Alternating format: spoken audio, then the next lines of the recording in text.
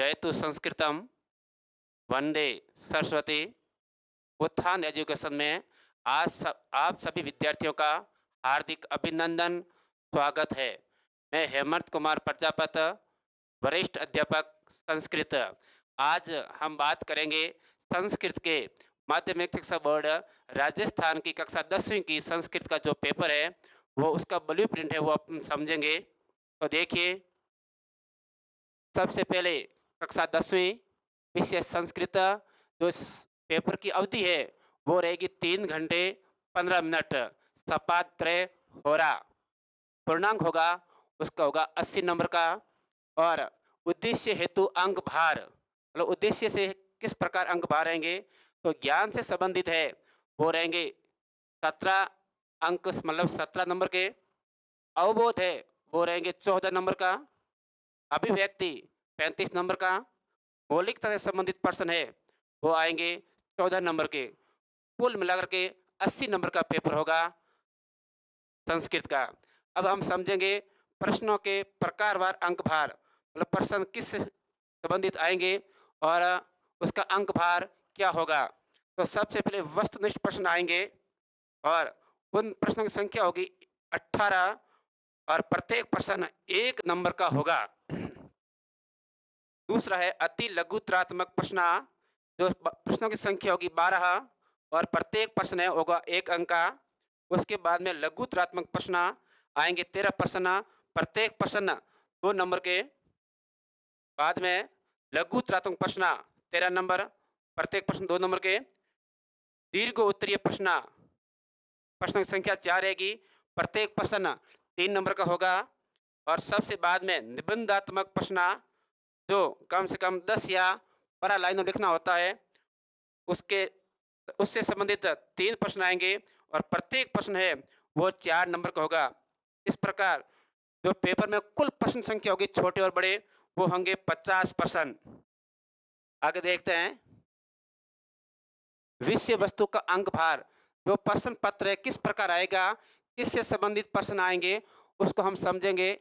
पाठ्य पुस्तकात गद्यासन से हिंदी भाषा या सप्रसंग अनुवाद, जो अपन की किताब है सैमुसी, उसमें से गद्य भाग से प्रश्न आएगा। पहला प्रश्न होगा, उसमें 2 गद्यांश आएंगे, उनमें से आपको एक ही गद्यांश का हिंदी में सप्रसंग अनुवाद करना है। सप्रसंग मतलब होता है यह गद्यांश किस पाठ से आया हुआ है, इसमें क्या कहा गया है, वो 4 अंक का होगा। दूसरा प्रश्न पाठ्य पुस्तकात पद्यांश से, पद्यांश का यह मतलब होगा श्लोक, हिंदी भाषा सप्रसंग अनुवादम कृत, मतलब सप्रसंग अनुवाद करना है। 2 श्लोक आएंगे अथवा में दोनों में से किसी एक श्लोक का सप्रसंग हिंदी भाषा में अनुवाद करना है। उसके लिए 4 नंबर है, अंक या नंबर निर्धारित किए गए हैं। आगे तीसरा पॉइंट है पाठ्य पुस्तकात नाट्यांश हिंदी भाषाया पर सप्रसंगम अनुवादम कृत या करो।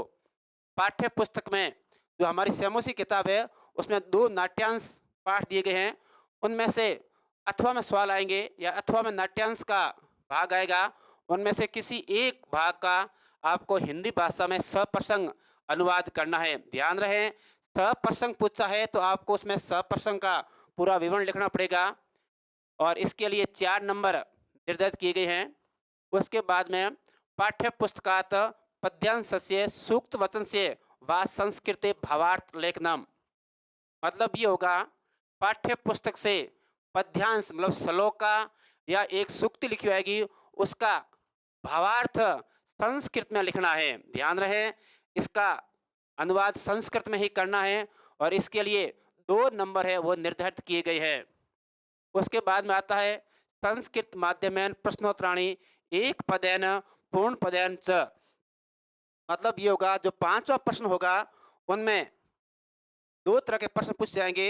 जो पहला अ होगा उसमें 7 प्रश्न आएंगे, 7 में से किन्हीं 4 प्रश्नों का उत्तर आपको एक शब्द में या एक पद में देना है।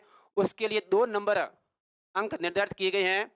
और फिर 5वें का दूसरा आ प्रश्न आएगा, उसमें भी 7 प्रश्न आएंगे, 7 में से किन्हीं 4 प्रश्नों का उत्तर देना है पूरे वाक्य में, अर्थात 1 या 2 लाइनों देना है। उसके लिए 4 नंबर है। कुल मिला के बात यह है जो पांचवा प्रश्न होगा वो आपके 6 नंबर का होगा। 2 + 4 मतलब 6 नंबर का। उसके बाद में आता है अन्वय लेखनम। अन्वय का मतलब ये होगा कि प्रश्न पत्र में एक श्लोक दिया हुआ आएगा, उस श्लोक के आधार पर अन्वय बनाना पड़ेगा। उसके लिए 2 नंबर तय किए गए हैं। बाद में आएगा प्रश्न निर्माण, मतलब संस्कृत में जो 7वां प्रश्न आएगा वह प्रश्नों से संबंधित आएगा। रेखांकित पद लिखा हुआ आएगा, उस जगह प्रश्नों का निर्माण करना है। ध्यान रहे, इसमें प्रश्न निर्माण करने के बाद में आपको प्रश्नवाचक चिन्ह अवश्य लगाना है, नहीं तो ये गलत हो सकता है। इसके लिए माध्यमिक शिक्षा बोर्ड ने 3 नंबर निर्धारित किए हैं। उसके बाद में एकस्य गद्य पाठस्य हिंदी भाषा सार लेखनम, जो 8वां प्रश्न आएगा उसमें एक पाठ का नाम दिया आएगा, उस पाठ का आपको हिंदी भाषा में सारांश लिखना है, न कि पूरा हिंदी अनुवाद। मतलब सारांश, मतलब इसमें क्या दिया गया है वो लिखना है, सारांश। इसके लिए 2 नंबर निर्धारित किए गए हैं। उसके बाद में प्रश्न क्रमांक 9वां, पाठ प्रसंगानुसारम शब्दार्थ चयनम, मतलब ये होगा इस 9वें प्रश्न में अबसद संबंधित, अर्थात अपन कह सकते हैं वस्तुनिष्ठ संबंधित 2 प्रश्न आएंगे। उसमें एक शब्द के नीचे गहरा अंडरलाइन किया होगा या गहरा लिखा हुआ आएगा, नीचे 4 ऑप्शन या वस्तुनिष्ठ दिए होंगे, उसमें से आपको प्रसंग के अनुसार उत्तर छांटना है और लिखना है। 2 प्रश्न आएंगे, एक प्रश्न 8 नंबर का होगा, कुल मिला के 9वां प्रश्न है वह आपके 2 नंबर का होगा। 10वां है पाठ्य पुस्तकात श्लोक द्वयम लेखनम, अपनी पाठ्य पुस्तक सैमुसी में से आपको 2 श्लोक लिखना है जो प्रश्न पत्र में नहीं आए हुए हो। उसके लिए 2 नंबर या 2 अंक निर्धारित किए गए हैं। उसके बाद आगे चलते हैं पॉइंट 11 पर, अपठिता बोधनम। अपठिता बोधनम अर्थ होगा एक, मतलब हमारे प्रश्न पत्र में एक अपठित गद्यांश आएगा, मतलब हो सके आपने पढ़ा हुआ हो या नहीं पढ़ा हुआ हो, लेकिन उस गद्यांश को पढ़कर अपन को उसके नीचे उत्तर प्रश्न दिए हुए हैं, उन प्रश्नों के उत्तर लिखने हैं। तो इसके लिए अपठिता बोधन के लिए 10 नंबर है वह निर्धारित किए गए हैं। इसमें भी 3-4 तरह के प्रश्न पूछ जाएंगे। एक पद्यांत उत्तर, मतलब एक पद में उत्तर दो, पूरे वाक्य में उत्तर दो, गद्यांश का सशक्तिकरण दो, इस प्रकार प्रश्न पूछ जाएंगे। उसके बाद में आता है अनुप्रयुक्त व्याकरणम, मतलब संस्कृत में जो व्याकरण है वह 25 नंबर की है। संधि समास, मतलब संधि समास कारक प्रत्यय उपसर्ग कुल मिलाकर 25 नंबर की होगी। इससे संबंधित आपको जो प्रश्न है वो प्रश्न क्रमांक 22 से 21 तक जो प्रश्न है वह व्याकरण के लिए निर्धारित किए गए हैं, और प्रत्येक प्रश्न में कितने नंबर का होगा वो अपन आगे समझेंगे। 13वां है संकेत आधारितम औपचारिकम अथवा अनौपचारिकम पत्रम लेखनम। यहाँ संकेत आधारित मतलब वहाँ संकेत दिया होगा कि इस पर आपको काम करना है। औपचारिकम प्रार्थना पत्र संबंधित जो अधिकारी को लिखे जाते हैं। अनौपचारिक पत्रम मतलब जो अपने संबंधी को लिखे जाते हैं। ये प्रश्न अथवा में आएंगे, ये भी अपन आगे पढ़ेंगे। अगला है पॉइंट क्रमांक 14वां, चित्र आधारितम वर्णनम अथवा संकेत आधारितम वार्तालाप लेखनम। यहाँ प्रश्न क्रमांक 23वें की बात हो रही है, वहाँ ये भी प्रश्न अथवा में आएगा। एक तो चित्र आधारित एक चित्र दिया हुआ आएगा, उसके आधार पर अपन को 7 या 8 वाक्यों का निर्माण करना पड़ेगा। उसके लिए 4 नंबर निर्धारित किए गए हैं। और उसी के अथवा में एक संकेत आधारित वार्तालाप लेखनम, संवाद या संभाषणम लेखनम आएगा। उन इनमें से अपन को चित्र आधारित वर्णन या वार्तालाप लेखन में से दोनों में से कोई अपन को एक प्रश्न करना है, और उसके लिए 4 नंबर निर्धारित किए गए हैं। पॉइंट क्रमांक 15वां, अनुवाद कार्यम। प्रश्न क्रमांक 24वां होगा, उसमें 6 वाक्य दिए जाएंगे हिंदी में। उन 6 में से कोई 4 वाक्यों का संस्कृत में अनुवाद करना है, और उसके लिए 4 नंबर या 4 अंक निर्धारित किए गए हैं। पॉइंट क्रमांक 16वां, घटनाक्रम से संयोजनम अथवा वाक्य निर्माणम। जो अंतिम प्रश्न होगा 25वां, हमारे पेपर में प्रश्न क्रमांक 1 से 25 तक कुल प्रश्न 25 आएंगे। जो 25वां प्रश्न होगा वो भी अथवा में रहेगा। घटनाक्रम से संयोजनम, एक कथा या कहानी से संबंधित 5-6 वाक्य लिखे हुए आएंगे। उन वो उल्टे सीधे मतलब क्रम का संयोजन सही नहीं रहेगा, अपन को देख के उनका सही करना है। और अथवा में वाक्य निर्माण करना, 7 या 8 शब्द दिए आएंगे, उन शब्दों के आधार पर अपन को वाक्यों का संस्कृत में अनुवाद करना है। ये दिए हैं प्रश्न पत्र का ब्लू प्रिंट। देखिए, जो आपने पढ़ा था उसका सार है। पाठ्य पुस्तकात गद्य संशय हिंदी भाषा या सप्रसंग अनुवाद अनुवाद जो निबंधात्मक प्रश्न होगा, एक प्रश्न होगा 4 नंबर का। हिंदी भाषा में गद्यांश का अनुवाद करना है सप्रसंग। इसमें भी सप्रसंग लिखा हुआ है। सप्रसंग के लिए 1 नंबर निश्चित रहता है या तय रहता है, इसलिए सप्रसंग अवश्य लिखें। उसके बाद आता है पाठ्य पुस्तकात पद्यांश से हिंदी भाषा अनुवादम सप्रसंग कृत। ये भी निबंधात्मक प्रश्न होगा 4 नंबर का। 2 पद्यांश आएंगे, मतलब 2 श्लोक आएंगे, दोनों में से किसी एक श्लोक का सप्रसंग हिंदी में व्याख्या करनी है।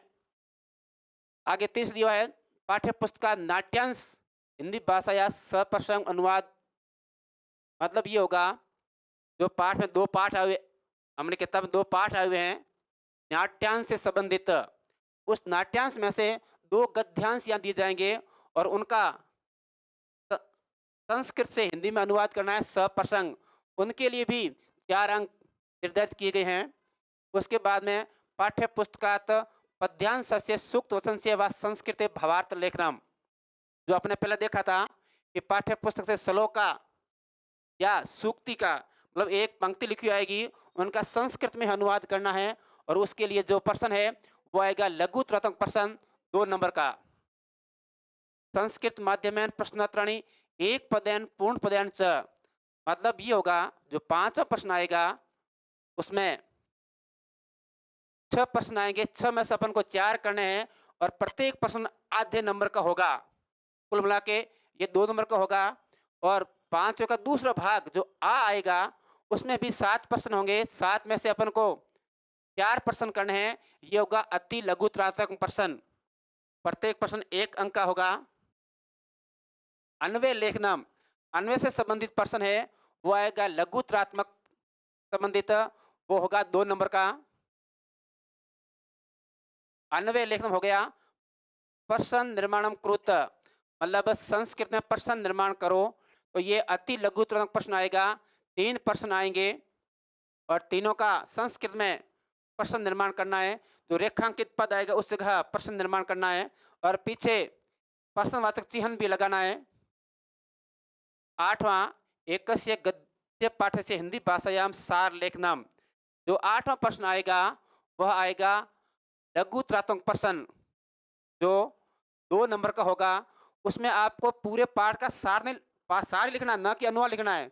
पूरे पाठ का अनुवाद नहीं लिखना है, सिर्फ आपको सारांश लिखना है, इसमें क्या कहा गया है, महत्वपूर्ण बातें क्या वो लिखनी है।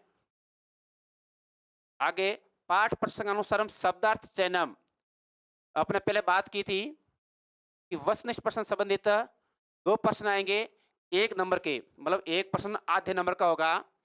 इसमें भी एक प्रश्न आएगा ऊपर दिया हुआ, नीचे 4 ऑप्शन दिए आएंगे जो प्रसंग के अनुकूल या लिखा है प्रसंगानुसार उस शब्द का अर्थ क्या होगा, नीचे दिए हुए चारों में से छांटना है फिर लिखना है। ये होगा 1 नंबर का। पाठ्य पुस्तकात श्लोक द्वयम लेखनम, अपने पाठ्य पुस्तक में से 2 श्लोक लिखने हैं और दोनों के लिए 2 नंबर तय किए गए हैं। अपठिता बोधनम, जो अपठित गद्यांश आएगा उसके लिए वस्तुनिष्ठ प्रश्न है वो रहेंगे 8 प्रश्न जो 4 नंबर के। अति लघुतम प्रश्न है वो रहेंगे 4 नंबर के 4 प्रश्न। लघु उत्तरतम प्रश्न है वो भी रहेंगे 2 प्रश्न 1-1 नंबर के।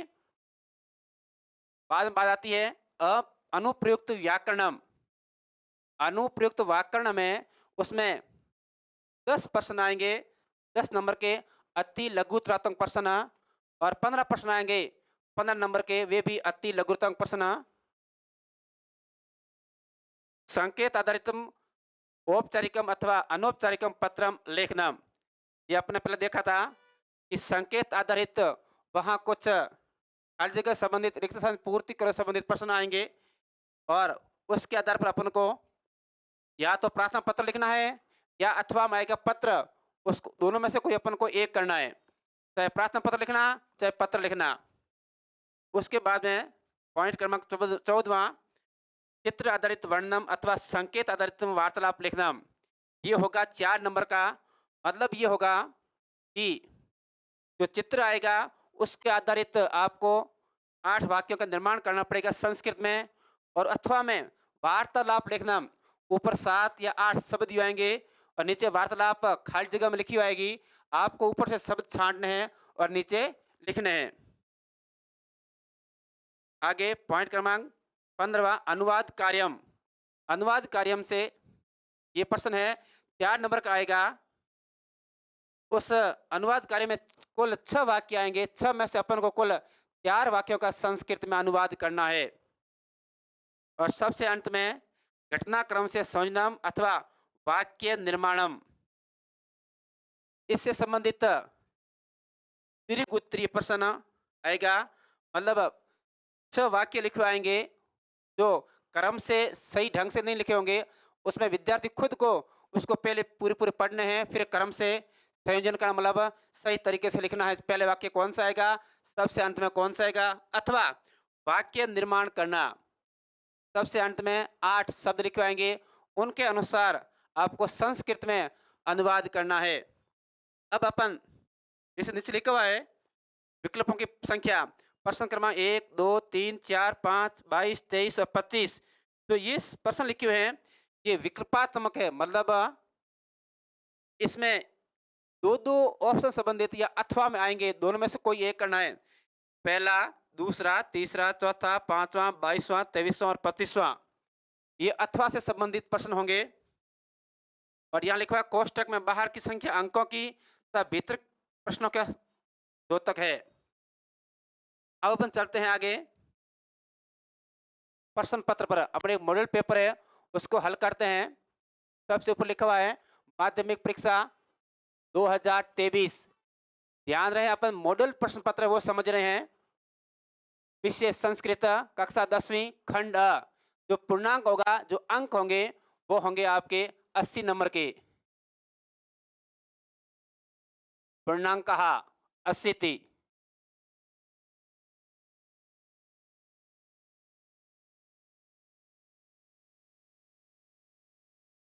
जो समय होगा वो सपाद तरह हो रहा, मतलब 3.25 घंटे।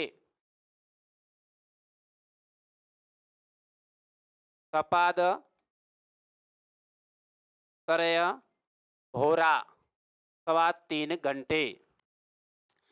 अब सबसे पहले अपन देखते हैं अधोलिखित से पठित गद्यांश से हिंदी भाषा या सप्रसंगम अनुवादम लिखत। ये प्रश्न 4 नंबर का रहेगा। जो यहाँ अथवा में दिया हुआ है, अपन को क्या करना है, दोनों ही ध्यान से पढ़ना है।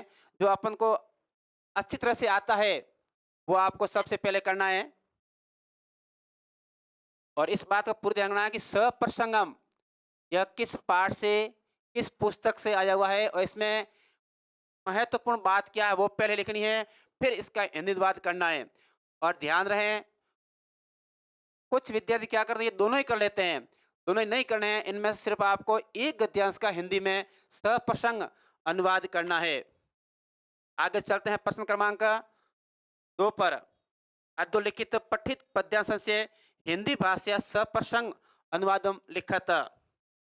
मतलब ये होगा नीचे लिखे पठित पद्यांश, मतलब पढ़े गए श्लोक से जो हमारी किताब से आया हुआ है हिंदी भाषा में सप्रसंग, प्रसंग सहित अनुवाद लिखना है। ये भी प्रश्न 4 नंबर का रहेगा। इसमें 2 श्लोक लिखे हुए हैं। प्रश्न क्रमांक 3, अधोलिखित से नाट्यांश से सप्रसंगम हिंदी भाषा अनुवाद लिखत। नीचे लिखे नाट्यांश का सप्रसंग हिंदी भाषा में अनुवाद लिखो। यह भी प्रश्न 4 नंबर का रहेगा, जो निबंधात्मक प्रश्न होगा। या लिखे हुए लाइनें हैं, इनको आपको पहले लिखना है सप्रसंग, फिर आपको हिंदी भाषा में अनुवाद करना है। प्रश्न क्रमांक चौथा, अधोलिखितस्य पद्यांशस्य संस्कृते भावार्थ लिखित। नीचे लिखे गए पद्यांश मतलब श्लोक का संस्कृत में भावार्थ लिखो। तो यहाँ दो श्लोक दिए हुए हैं, दोनों में से आपको कोई एक का संस्कृत में भावार्थ लिखना है। इस प्रश्न में आपको समस्या आएगी, तो मैं यहाँ मतलब जब मैं पढ़ाऊंगा इस संबंधित, तब आप अवश्य इस वीडियो को देखें ताकि आपको आगे से आगे इसका लाभ मिल सके। और ये प्रश्न बहुत ही सरल होगा। प्रश्न क्रमांक 5वां, जो आपके 6 नंबर का होगा, इसमें भी दो प्रश्न दिए हुए हैं।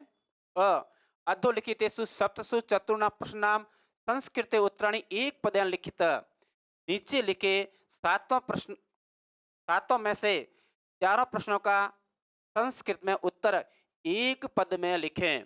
ध्यान रहे, जैसा प्रश्न पूछता है उसी के अनुसार आपको उत्तर देना है। इसमें डरने की कोई जरूरत नहीं है। यहाँ एक पद, पद का मतलब होगा शब्द। एक पद में पूछा है तो आपको एक ही पद में उत्तर देना है। यहाँ आपको 7 प्रश्न दिए हुए हैं, सातों में से किसी चारों प्रश्नों का उत्तर देना है। प्रत्येक प्रश्न है वो आपके आधे नंबर का होगा। 1 2 2 3 4 5 6 7। फिर 5 का दूसरा प्रश्न आता है अधोलिखितेषु सप्तसु चतुर्णां प्रश्नानां संस्कृते उत्तराणि पूर्ण वाक्यान् लिखत। नीचे लिखे सातों में से चारों प्रश्नों का संस्कृत में उत्तर पूरे वाक्य में लिखें। कृपया विद्यार्थी ध्यान दें, यहाँ पूरे वाक्य में पूछा है। कभी कभी विद्यार्थी गलती कर देते हैं कि प्रश्न पूरा नहीं पढ़ते हैं और उत्तर लिख देते हैं, जो क्या है नंबर कटने के पूरे चांस रहते हैं। इसलिए अपन को ऐसा काम नहीं करना है, क्योंकि संस्कृत का प्रश्न पत्र हल करने में हमारे पास 3.25 घंटे होंगे, बहुत समय होगा। इसलिए आप प्रश्न को ध्यान से पढ़ें, फिर उसके उत्तर दें। इसमें भी 7 प्रश्न आएंगे और सातों में से किन्हीं चारों प्रश्नों का उत्तर संस्कृत में देना है। अगला आता है छठा प्रश्न, अधोलिखित श्लोक से अन्वय कृत, मतलब आपको इसका अन्वय पूछा गया है। इस श्लोक को आपको पहले पढ़ना है, फिर अन्वय इसका बनाना है 2 लाइनों में, और इसके लिए 2 अंक है वो निर्धारित किए गए हैं। प्रश्न क्रमांक 7वां, अधोलिखित वाक्यसु रेखांकित पदमादृत्य प्रश्न निर्माण कृत, प्रश्नों का निर्माण करना है। इसका मतलब होगा नीचे लिखे वाक्यों में रेखांकित, रेखांकित का मतलब होगा जो शब्द के नीचे अंडरलाइन की हुई या लाइन खींची हो, जैसे यहाँ खींची है गात्रा नाम के नीचे। और हो सकता है कभी कभी पेपर में जो शब्द है वो गहरा लिखा हुआ हो, अंडरलाइन की हुई नहीं हो, लेकिन गहरा शब्द भी लिखा हुआ होता है। तो गहरे शब्द को आप रेखांकित शब्द समझ करके प्रश्न का निर्माण करना है। तो ये लिखा हुआ गात्र नाम सुविक्तता व्यायामेन संभवति, सिंहासनस्थ राम प्रविशति, सर्वे प्रकृति मात्रम प्रणमंति।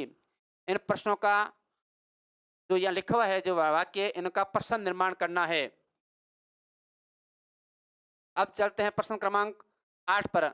जननी तुल्य वत्सला इति कथया सार हिंदी भाषायाम लिखत। मतलब ये होगा, ये जरूरी नहीं है कि आपको ये जननी तुल्य वत्सला ये भी पाठ आए, कोई भी पाठ आ सकता है। संस्कृत में 10वीं कक्षा की जो संस्कृत है उसमें से कोई भी पाठ का सार पूछ सकता है। तो यहाँ पूछा है जननी तुल्य वत्सला इति कथा का सार हिंदी भाषा में लिखो, और 2 नंबर का प्रश्न आएगा। पूरे पाठ का अनुवाद लिखना नहीं है, यहाँ सिर्फ आपको पाठ का सार ही लिखना है। 9वां प्रश्न है अधोलिखित वाक्यसु रेखांकित पदानाम प्रसंगानुकूलम उचितार्थम चित्वा लिखत। अपने प्रश्न पढ़ लिया, अब देखते हैं इसकी हिंदी क्या होती है। नीचे लिखे वाक्यों में रेखांकित पदों का प्रसंग अनुकूल मतलब प्रसंग के अनुसार उचित अर्थ सुनकर लिखो। यहाँ 2 प्रश्न है और 1 प्रश्न आधे नंबर का है। उचित वस्तु मिश्रितम भक्ष्यम अखाद्यम खाद्य पदार्थम पेयम जलम, मतलब जो शब्द है भक्ष्यम रेखांकित क्यों है, इसका हिंदी अर्थ क्या होता है? तो यहाँ अर्थ होगा खाद्य पदार्थम। उदीरित अर्थ पशुनापी गृह्यते। तो यहाँ जो शब्द है उद्धृत या रेखांकित किया हुआ है और गहरा भी लिखा हुआ है। तो उद्धृत अर्थ पशु भी ग्रहण कर लेते हैं। तो उद्धृत का प्रसंग अनुकूल अर्थ क्या होगा? तो इसका अर्थ होगा कथित कहा गया। आगे चलते हैं। प्रश्न क्रमांक 10वां बिल्कुल सरल है। जो कक्षा 10वीं विद्यार्थी पढ़ते हैं उनको कम से कम हर पाठ का श्लोक कम से कम 4-5 श्लोक तो याद होने ही चाहिए।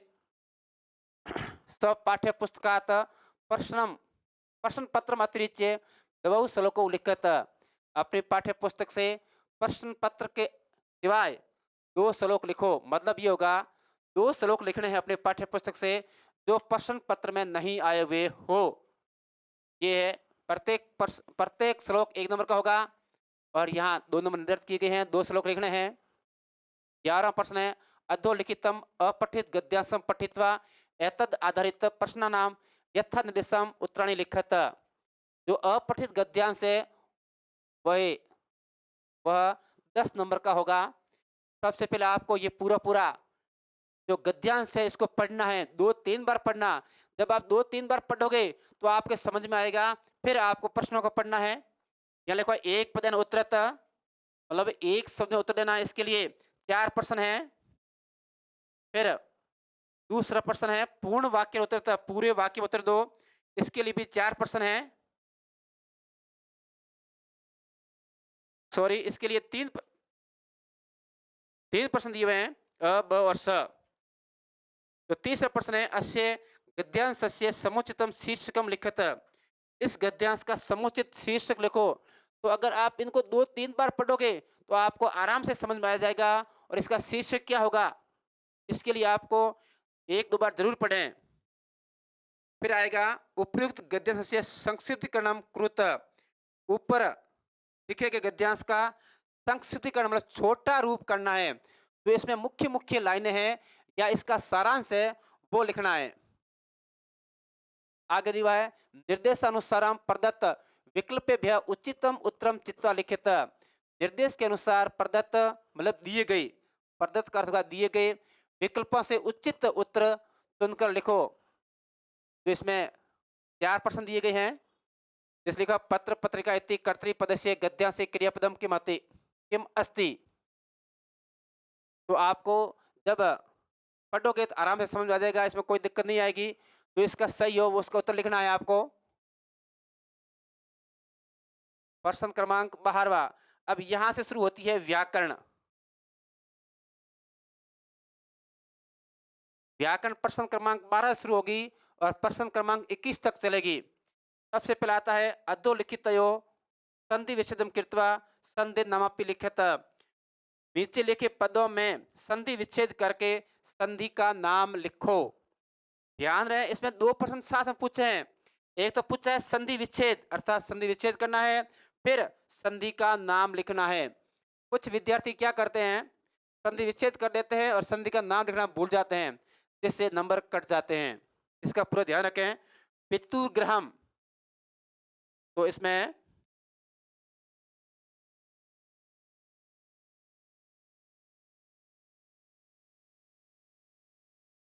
पितुआ धन ग्रहम, जो संधि होगी वो होगी रुत्व संधि। अगर इस प्रकार आप लिखते हो तो आपके नंबर पूरे मिलेंगे। इसमें किसी की भी हिम्मत नहीं होगी कि आपके नंबर काट दें। अगर संधि का नाम लिखा तो संचरणम, तो संचरण में सम प्लस चरणम,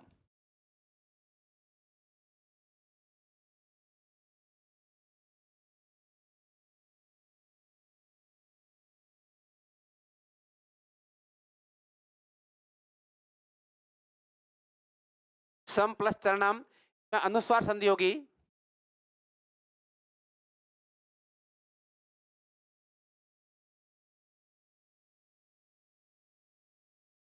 अब तीसरा प्रश्न आता है अधोलिखित पदों संधि कृत्वा संधि नामापि लिखित।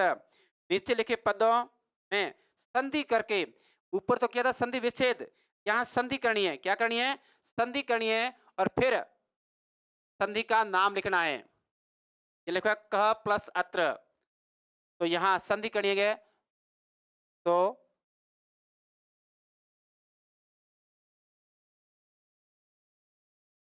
को अत्र, जो संधि होगी वो होगी उत्व संधि।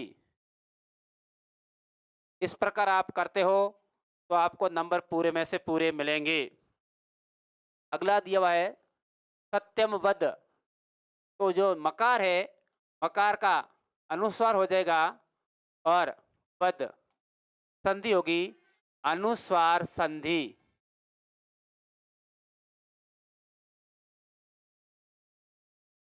13 प्रश्न 2 नंबर का था।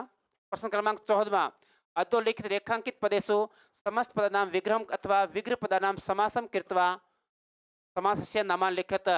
इसमें दो तरह के प्रश्न पूछे हैं कि नीचे लिखे रेखांकित पदों में समस्त पद का विग्रह अथवा विग्रह पदों का समास करके समास का नाम लिखो।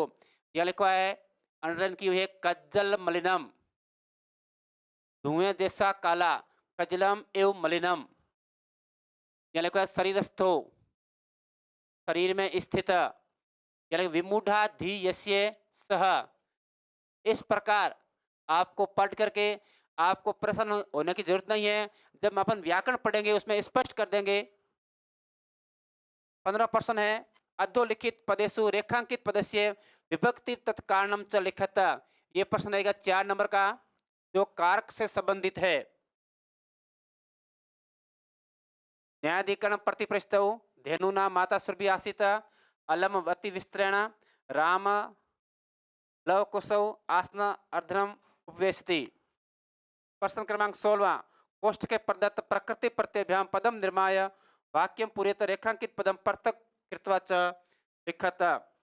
इसका उत्तर अर्थ होगा, कोष्ठक में दिए गए प्रकृति, प्रकृति का अर्थ होगा धातु, प्रत्यभ्याम प्रत्ययों से पद बनाकर, मतलब शब्द बनाकर वाक्य को पूरा करो, रेखांकित पद को अलग करके लिखो। तो यहाँ दृश्य प्लस तुमोना, देव प्लस तल और शेवमान। वैसे देखा जाए जो तुमुन पढ़ते हैं अपने कोर्स में नहीं है। देव धनतल, देवता, शेवमान शब्द है, इसमें शेव प्लस सानस प्रत्यय होगा। जो अपन जब पढ़ते पढ़ेंगे तब आप उनको स्पष्ट करेंगे। आ गया था प्रश्न क्रमांक 17वां, मंजूषा प्रदत्तै अव्यय पदै रिक्त स्थानानि पूरयित्वा लिखत। मंजूषा, मंजू का अर्थ होगा सारणी। मंजूषा में दिए गए अव्यय पदों के द्वारा रिक्त स्थानों को पूरी करके लिखो। अपि, एव, सहसा और खलु।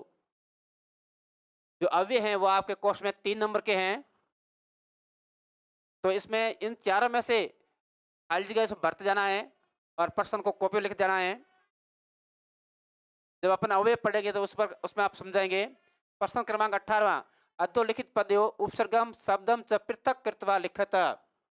जो 18वां प्रश्न है यह है उपसर्गों से संबंधित। आपके कोर्स में उपसर्ग है वो 2 नंबर के हैं। एक तो है निर्गुणम और आगमनम। वैसे आपके कोर्स में 8 उपसर्ग है और उपसर्ग से संबंधित 2 नंबर का प्रश्न है निर्गुणम। तो निर धन गुणम। ध्यान रहे आपको अलग अलग लिखना पड़ेगा क्योंकि यहाँ उपसर्ग पूछा है और शब्द भी पूछा है। आगमनम, आ धन गमनम।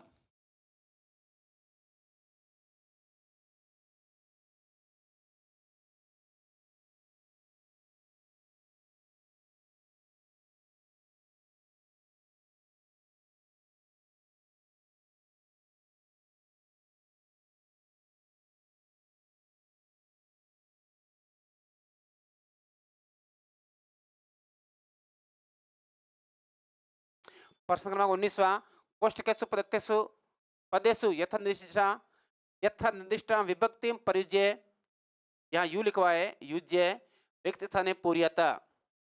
मतलब विभक्ति संबंधित शब्द रूप से संबंधित दोनों प्रश्न आएगा। करुणा प्रभुग्रही खाली जगह आश्रय प्रयस्त तत्शब्द पुल्लिंग की चतुर्थ विभक्ति बढ़ना है तो यह होगा तस्मयी।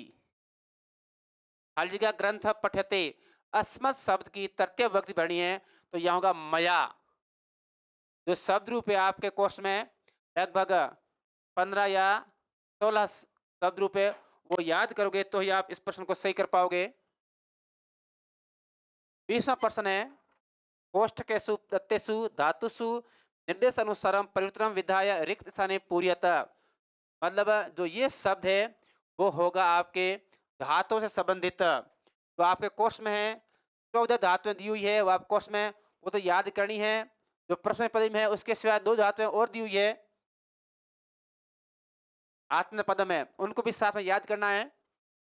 यहाँ लिखा है शणेनैव प्राणिना ग्रहवीना खाली जगह भू तंग लकार प्रथम पुरुष बहुवचन अभवन जनई वयामैन कांति खाली जगह लब धातु लट लकार प्रथम पुरुष एक वचन लभते। अगर धातुएं याद होगी तो ही अपन यहाँ काम सही कर पाएंगे। धातुएं किस प्रकार याद करनी है इसका भी तरीका आपको टॉपिक में जब पढ़ाएंगे तब आपको समझा जाएगा। 21वां प्रश्न है, व्याकरण का अंतिम प्रश्न है 21वां।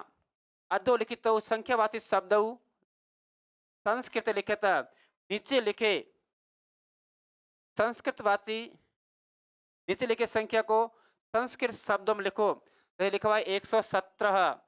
वैसे कक्षा 10वीं में सप्तम अग्रता मतलब 100 से आगे संख्या ज्ञान दिखाया गया है। 1 से 100 तक वो कक्षा 9वीं में है, 10वीं में 100 से आगे है। तो लिखा हुआ है 117। तो सप्त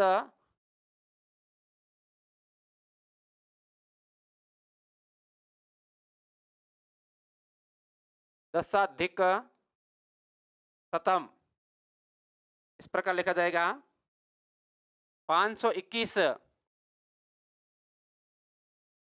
एक विंशति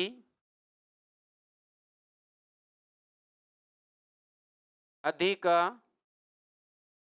पंचशतम। अब प्रश्न क्रमांक आता है 22वां। भवान राजकीय आदर्श उच्च माध्यमिक विद्यालय कंचनपुर से 10वीं कक्षा छात्र राकेश अस्ति भवत पिता अतीव निर्धन अस्ति प्रधानाचार्याय श्लोक मुक्त्यर्थम एकम प्रार्थना पत्रम लिखत।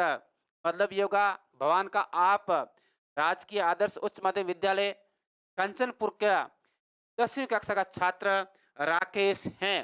इस प्रश्न में सिर्फ आपको मानना है भवत पिता अतीव निर्धन अस्ति, आपके पिता बहुत गरीब है, निर्धन है। अपने प्रधानाचार्य को शुल्क मुक्ति के लिए अर्थात जो फीस होती है उसकी मुक्ति के लिए छूट के लिए संस्कृत में प्रार्थना पत्र लिखना है। अथवा ये 22वां प्रश्न अथवा आएगा। भगवान दीपक अस्ति आप दीपक हो। परीक्षा परिणाम से विषय स्व पितरम प्रति लिखित अस्मिन् पत्रे मंजूषया उचित पदानि चित्वा रिक्त स्थाने पूर्यत। आप दीपक हो, परीक्षा परिणाम के विषय में अपने पिता को या अपने पिता के प्रति लिखे गए इस पत्र में मंजूषया मतलब सारणी से उचित पदों को चुनकर खाली जगह भरना है या रिक्त स्थाने पूरी करना है। ये उसका दिया हुआ है, ये शब्द दिए हुए हैं, इस शब्दों को है ना खाली जगह भरना है। अगला प्रश्न क्रमांक 23वां। अध प्रदत्त चित्रम दृष्ट्वा मंजूषयाम प्रदत्त शब्दानां सहायता संस्कृते अष्टवाक्यानि निर्माय लिखित। अध का अर्थ हुआ नीचे दिए गए चित्र को देखकर मंजूषा में दिए गए शब्दों की सहायता से संस्कृत में 8 वाक्यों का निर्माण करो। मतलब यहाँ एक चित्र दिया है, चित्र को देख करके यहाँ दिए गए शब्द, इन शब्दों के आधार पर आपको 8 वाक्यों का निर्माण करना है और जो प्रत्येक वाक्य होगा वो होगा आधे नंबर का। कुल मिला के 4 नंबर का है। लेकिन 23वां प्रश्न भी अथवा में दिया हुआ है वार्तालाप संभाषणम, इसको भी अपना पढ़ेंगे। मंजूषात उपयुक्त पदानि गृहीत्वा माता पुत्र मध्य वार्तालाप पूर्यत। मतलब माता और पुत्र के बीच जो बात है उसको पूरी करना है। यहाँ ऊपर शब्दीय वस्तुनि आपनाम सायकाले विद्यालय गत्वा मातुल भोजनम तवम, इन शब्दों के अनुसार ये खाली जगह भरते हुए कॉपी में करना है। अब आता है 24वां प्रश्न। अधोलिखितेषु वाक्येषु केषांचन चतुर्णाम वाक्यानां संस्कृत भाषया अनुवादम करोतु। 4 नंबर का रहेगा। इसमें 6 वाक्य दिए आएंगे, 6 में से कि नहीं 4 वाक्यों का मतलब नीचे लिखे वाक्यों में कि नहीं चारों वाक्यों का संस्कृत भाषा में अनुवाद करो। ध्यान रहे 4 पूछे हैं तो 4 ही आपको अनुवाद करने हैं। राधा भोजन पकाती, गांव के चारों ओर खेत है, जननी और जन्मभूमि स्वर्ग से भी महान है, हिमालय से गंगा निकलती है, हम दोनों जल पीते हैं, जल के बिना जीवन संभव नहीं है। ये अपन जब टॉपिक पढ़ेंगे तो उसमें समझा जाएगा। अंतिम प्रश्न 25वां, कर्म रहिता नाम षड वाक्य नाम कर्म पूर्वकम संयोजनम कुरुत। कर्म रहित मतलब कर्म से किए हुए नहीं है, कर्म रहित 6 वाक्यों का कर्म पूर्वक संयोजन करो। यहाँ 6 वाक्य दिए हुए हैं, इन वाक्यों को पढ़ना है। सबसे पहले कौन सा वाक्य आएगा और सबसे अंत में कौन सा वाक्य आएगा, इस प्रकार ये प्रश्न करना है। और 25वां प्रश्न अथवा भी दिया हुआ है, मंजू स्वयं प्रदेशु पंचदशेषु केचन त्रैणाम शब्दानाम सहतया वाक्यानि रचयत सदा ऐसा प्रभवती सह धेनु। इन शब्दों के अनुसार आपको 3 शब्दों की सहायता से वाक्यों का निर्माण करना है। मतलब 5 शब्द दिए हुए हैं, 5 शब्दों के आधार पर आपको इनमें से 5 शब्दों में से कोई 3 शब्द लीजिए और संस्कृत में वाक्यों का निर्माण करना है। इति समाप्तम। फिर मिलेंगे अगले कलांश में।